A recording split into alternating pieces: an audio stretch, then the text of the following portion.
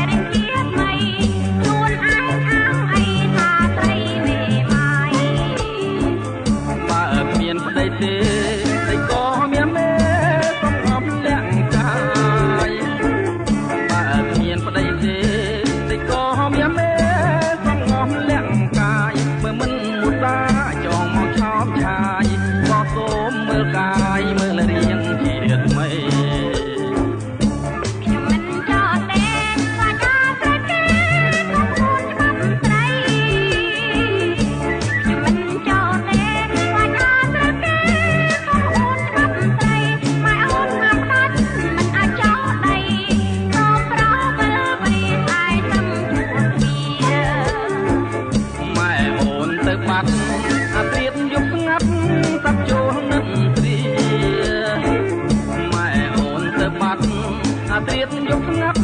សាក់ចូលនឹកព្រាបងនឹងជួទៅចាប់ពើគុំងាររួមរស់នឹងគ្នាទួងស្លាប់មិនបាយ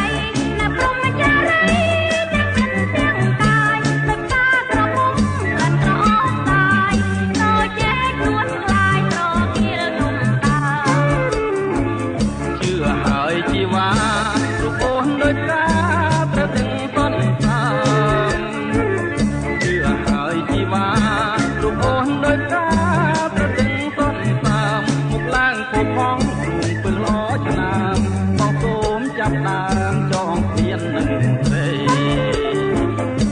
ចង់មានក្បួនក្រមុំឡើងខ្លួនសំចិត្តមេត្រី